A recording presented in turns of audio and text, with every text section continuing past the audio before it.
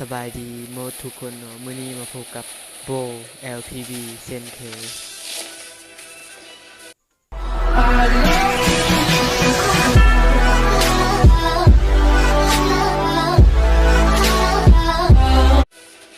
มื้อนี้เราจะมาลิ้นในหมวด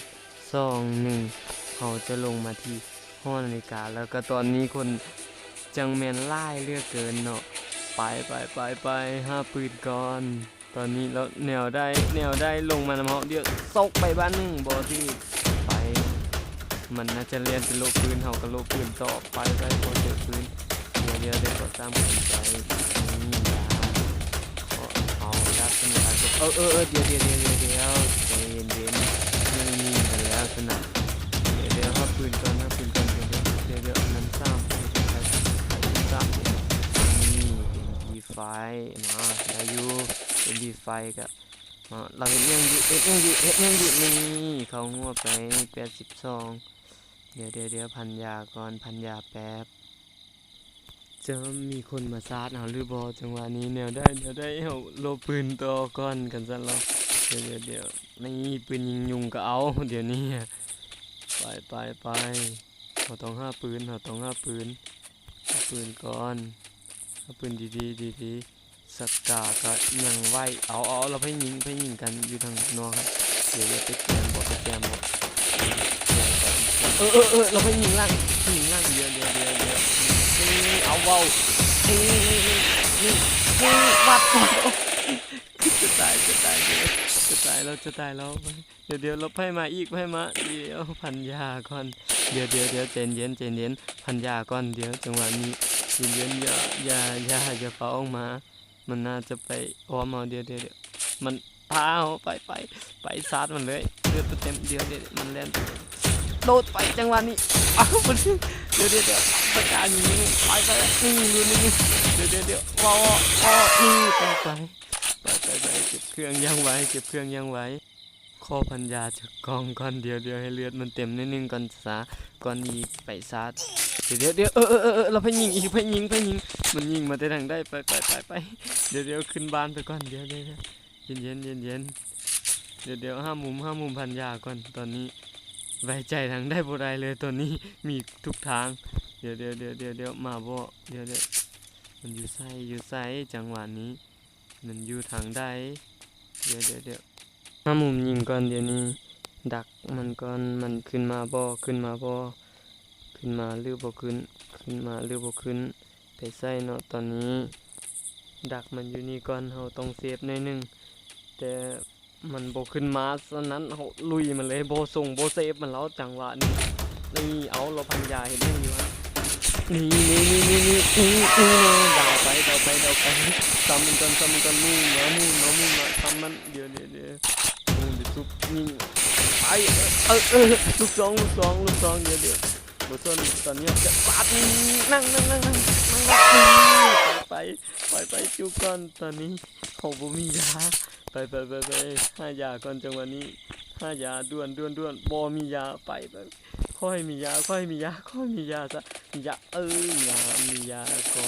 ก็ตามไอ้บ่ไปทั้งลุ่มกันยิงกันยังเมามันเนาะตอนนี้แต่เฮาเฮ็ดยังบ่ได้นอกจากพันยาก่อนตอนนี้เฮาต้องพันยาด่วนจัดไปเราค่อยไปซาบมันบัดนี้เดี๋ยวเจอไปจังหวะนี้พร้อมซาดแล้วไปเมื่อกี้มันยิงกันอยู่ทางลุ่มเนาะเดี๋ยวห้ามมันก่อนนี่จังหวะนี้มันอยู่แช่ฟ้านั่นเนาะเดี๋ยวมันขึ้นเฮือนตัวนึงแล้วขึ้นเฮือนไปตัวนึงขึ้นเฮือนอีก2ตัวให้เปิดดีบ่เปิดเดี๋ยวห้ามุมจังหวะนี้ห้ามุมมันโดนลงมาใส่มันเลยใส่มันเดี๋ยวโอ้มันยิง2 นัดเขาเกือบแตกไปมันต้องมาตานเขาแน่นอนไปโลบอลพันยาดีๆก่อนจังหวะนี้ไปแล้วจูก่อนแล้วจังหวะนี้ได้จูก็มาเก็บเครื่องยังไว้เอาตั้งระเบิดนั้นระเบิดไม่ยังบูฮูจังหวะนี้ไปนี่โอเคเดี๋ยว AK บอกเดียวก็เสี้ยวได้บอกเลยไปพันยาแล้วเราต้องจุกก่อนห้ามุมดีๆเห็นมันเอาคันมาในนี้เราแตกแน่นอนมันมาซ่องในนี้ไปเราต้องลิ้นมุมเอ้าแล้วผู้ได้เหยียบระเบิดเราไป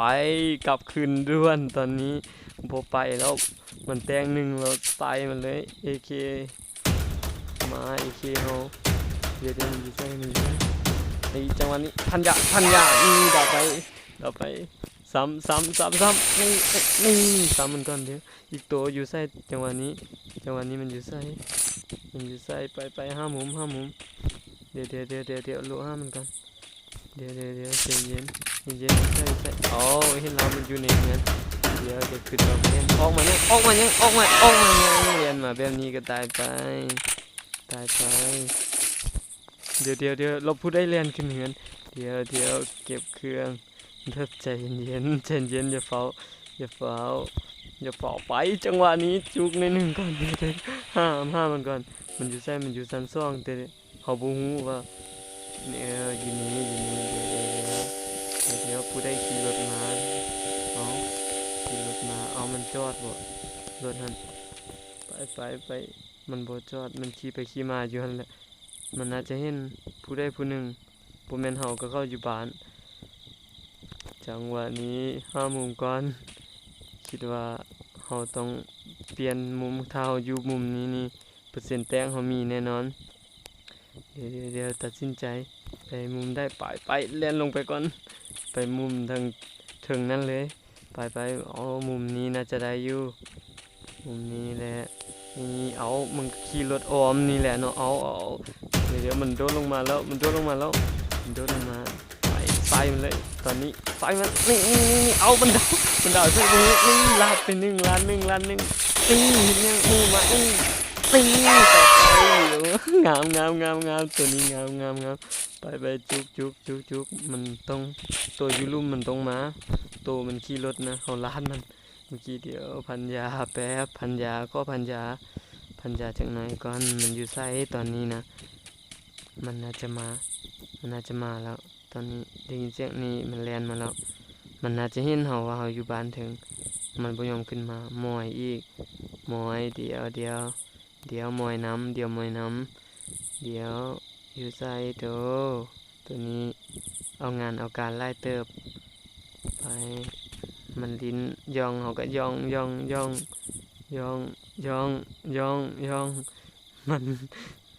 มันบ่ยอมออกมาอีกแนวใดเฮาย่องหามุมไม้นี่มุมพนักนี่น่าจะได้อยู่เดี๋ยวบ่เห็นออกมาอีกนานออกมาแล้วนี่โอ้ยิงหัวบ่ติดโอ้ยมันดันระเบิดมาเอาปืนสั่นยิงเหมือนเอาไปจังหวะนี้เอาเป็นยังโอ้ยแม่โทรมายังวางไว้ก่อนเดี๋ยวเย็นแม่ใจเย็นแม่จังหวะใจเย็นจังหวะลูกบวกเย็นอย่าเดี๋ยวขึ้นบ้านก่อนเดี๋ยวอย่าเน็ตค้างโอ้ยโทรมาตอนนี้แม่เฮาก็ได้แม่จ๋าเย็นนะเดี๋ยว5 คนต่อนี่เอ็นยังอยู่หั่นเอาหัวหมานี่โดดลงเอาไปขึ้นมายังขึ้นมายังเต็มที่อ่ะMP ทันเฮ็ดยังบ่ทันเฮ็ดยัง MP อ่ะ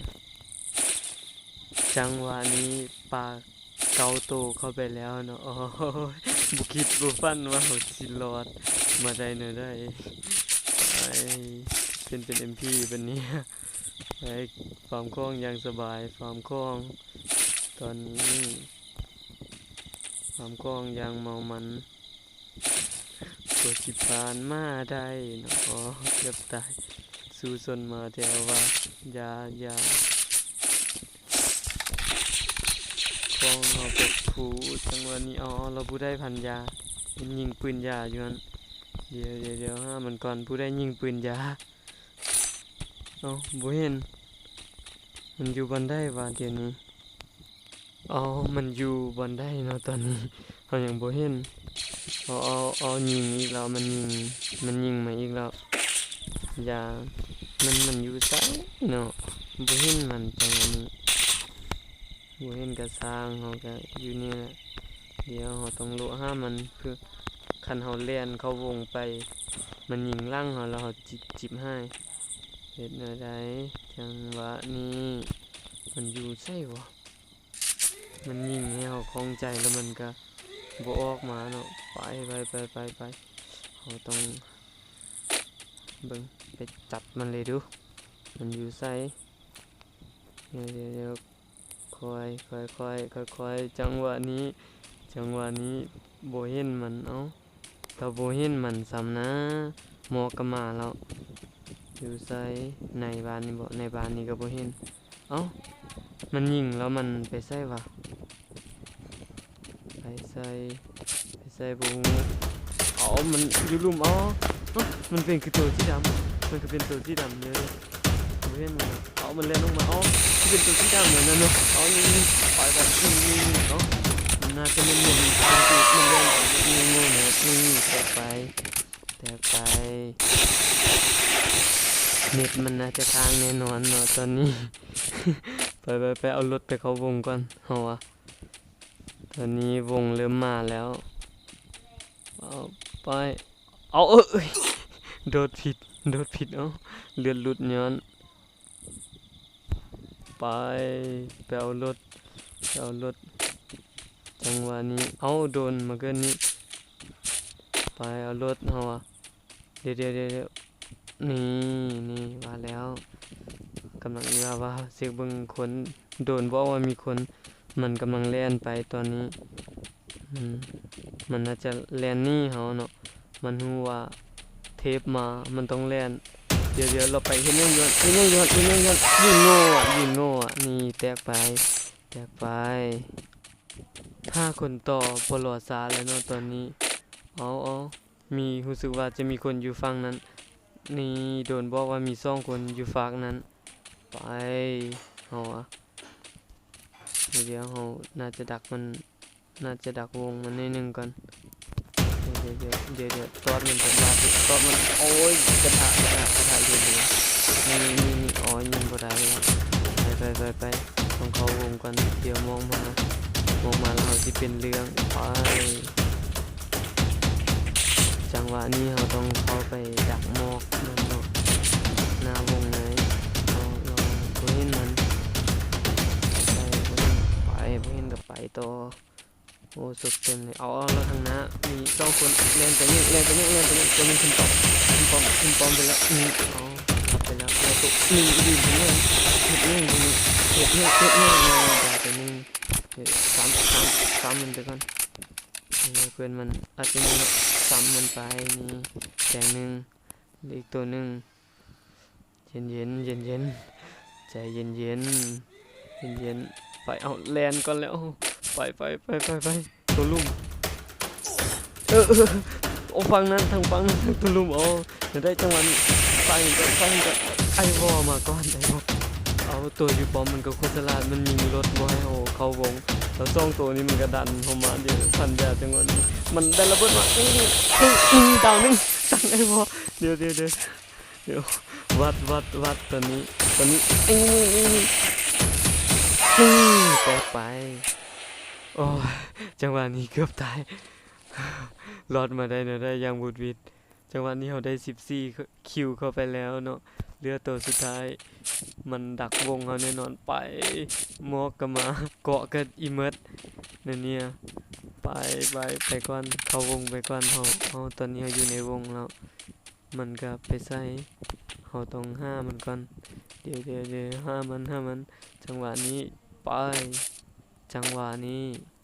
ห้ามันเดี๋ยว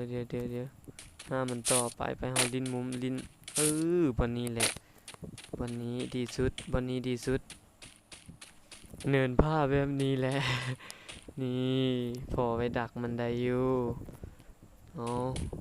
วงกันน้อยเขาแล้วมันก็ไปรีอยู่ไส้บ่เห็นมันมาปานนี้ไปเอาโลต่อจังหวะนี้แล้วมันก็โผล่มาไป ใส่เอ้าเอ้าตายวงแล้วติเอ้าบ่เห็นเอ้าแนวใดดีแนวใดดีแนวใดเอามาแล้วนี่มันยิงเขาเดี๋ยวเขาพี่เก็บเดี๋ยวนี้เขาคือเก็บนี่ไอ้บอยก่อนกันเดี๋ยวพันยาแป๊บไปพันยาแล้วลุยมันต่อนี่เอาน้อยนาไปกินซ้ำลูกนี่โอ้ตัวนี้เดี๋ยวมันแล่นไปเป็นลบเอานี่ไปจังหวะนี้ซัดเลยไอ้วอลเป็นบอลนี่ระเบิดแฟลชไปนี่ตัวนี้ไปที่แฟลชเอาโอ้ตัวนี้มันกันไอ้บอลเราแลนไปยังนี่จบไป15คิวฝากกดไลค์กดแชร์แล้วก็กดติดตามเพื่อเป็นกำลังใจในการเฮ็ดคลิปครั้งต่อไปแล้วก็อย่าลืมกดกระดิ่งเพื่อจะบ่ได้พลาดคลิปใหม่ๆแล้วก็กดไลค์คลิปนี้ให้ถึง1,000 ไลค์เลยเด้อซั่นเด้ บายแล้วเจอกันคลิปต่อไป